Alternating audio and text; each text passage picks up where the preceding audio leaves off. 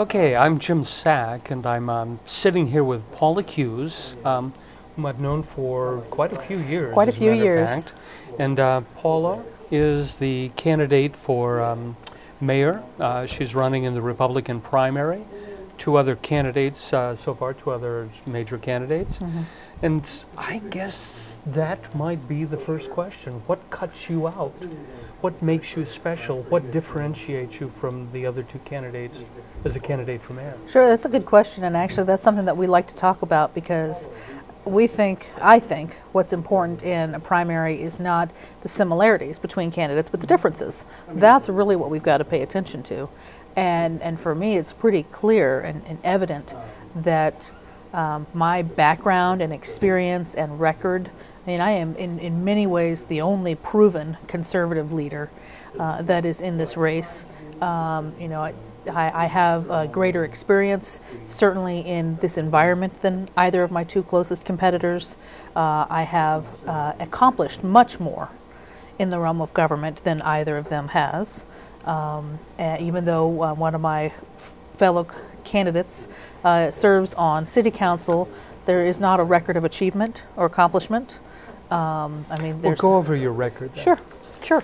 I was on county council for 8 years, and Still are. no, actually, Okay. I did not run for re-election. Okay. My second term to county council ended at the end of December 2010, and I did not run for re-election because I knew that I wanted to run for mayor. Focus. And yeah, I wanted to be focused. I thought it was disingenuous to run for re-election to county council 1 year and turn around and run for mayor the next. I've never been in it to be a career politician. It's more an extension of community service for me.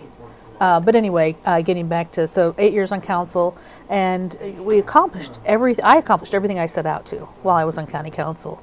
I mean, I got in there, and county government's finances were in complete disarray. The financial status was a mess. They owed $8 million to the state. They were being mandated by the federal courts to expand their adult jail, mandated by the state courts to expand their juvenile justice center. The state was so irritated at them for not making arrangements to pay back their debt that they were withholding $4 million a year in revenues, their COA revenues. There was just all this pressure. And it was a wonderful opportunity to go in and say, we cannot do business as usual. The previous council had in many ways stuck their head in the sand when dealing with the financial matters of the county. And I came in with other, new young blood. There were three of us that really kind of ran together as a team, mm-hmm. Cal Miller and Darren Vogt. And the three of us were able to, and we brought along with us Roy Buskirk, who was also elected through caucus. Turk. That's right. I love Roy Buskirk. He's not a young Turk, but he has a wonderful, pragmatic mind and a great mm-hmm. grasp on the numbers. So we had the majority on council and just really transformed the way county council ran county government in many ways. So in a sense, you feel your principal accomplishment as a county council member was to get their fiscal house in order. That's right. That was the main part of it, but it goes beyond that, because when you have the finances in order, it is one thing, but the way we did it, by engaging every single department in county government, we did it by involving those department heads in their own future, and allowing them to rise to the occasion and tell us how best to run their departments. It had gone from a very micromanaging, line-by-line managing of the budget, which really created an environment of fierce competition and a lack of collaboration in county government, to an environment that encouraged and facilitated collaboration so that the budget worked better for everybody, and therefore the departments worked better for everybody. Explain that again. How the previous system was micromanaging, for it was the county it's how city council does it now. Mm-hmm. How county council used to do it. They go through the budget line. They're given a budget that they haven't seen before that's handed to them, and they go through it line by line and say, do you need to spend this money on this much? Do you need to spend that much? Line by line. And I find that system to be counterproductive, because when you're attacking things line by line, you're not seeing the big picture. What we did, and in county government before I came on board, county departments would routinely submit budgets that were 20 to 30% higher than they needed or than they had before, just in the hopes of getting any extra dime that might be available in the budgeting process. Yeah, it's typical. Yeah, I mean, the headlines were always, county government needs, $80 million more than is available. Well, that wasn't the truth at all. They were submitting inflated budgets just in the hope that they would get their fair share. We transformed that by we met one-on-one with all of the department heads and built relationships with them, explained to them big picture, here's what is happening in county government. We've got these pressing financial issues, and this affects you because we are not going to be able to fund your budget adequately unless we figure out a way to all work together. They bought into that. It gave them, and then we said, budget from a cash basis.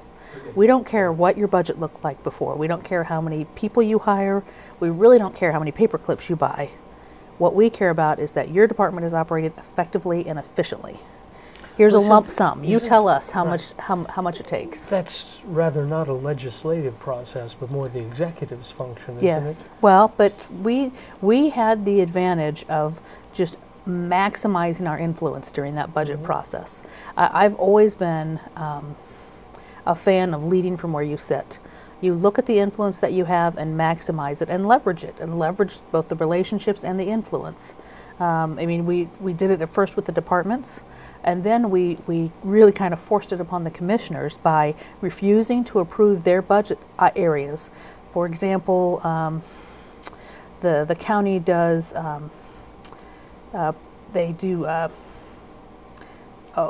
when you're sealing different stretches of gravel. I can't believe I'm forgetting what it's called. Chip and seal. Chip and seal. Thank you. Oh my goodness. Well, it was a kind of fairly random process. There was no prioritization of the projects, at least no evidence of prioritization. It was all in somebody's head, perhaps, but it wasn't quantified in any way. And with our assistance and with we actually have some great planners in county government who helped the highway department develop a process that quantified and prioritized those projects, and it made very clear, this is why we need to do this stretch, this is why we need to do that stretch. And for extending paving, there's a lot of roads in the county that aren't paved, and to justify spending the money to pave a road that had not previously been paved, there was a whole list of objectives and priorities that needed to be met in order for that to happen. So budgeting for you was essentially quantifying goals, or goals quantified? Yes, it was that, and it was managing the operations in a way that maximized efficiency. And the carrot we held out, now the first year we were just trying to survive through all the pressures that the budget had. The second year, the carrot we held out was, if you do indeed meet these lower annual budget forecasts, if you were able to get by with this much less, we can give raises to everybody. And we told people, we're going to give you this amount. It's less than you've had before, but if you can make it work, then we'll be able to give. I think at that year we did 3% raises across the board, and county employees had not had a raise in nearly 10 years. Interesting. It seems, if I may, somewhat of an indictment of Republican leadership in the county over X number of years. I mean, the county's been Republican since... It has been. I don't think that's a Republican or Democrat issue. I really don't. I think that there's a certain amount of comfort in bureaucracy at times. If you don't have people that are looking at things with fresh eyes and with a perspective on how to really improve the functioning. So county government would do better with a few Democrats in it? Is that what you're saying? I think it doesn't matter. I think that when the individuals matter in that. I don't think it's a Republican versus Democrat thing. I mean, you can look at Republicans, and certainly the party as a whole is better known for being fiscally responsible, or fiscally conservative. But I think that the county government elected officials in past years had not necessarily seen the need to really overhaul the process in the way that we did. And part of that was the crisis that we came in at. It really was an opportunity to say, we can't do business as usual anymore.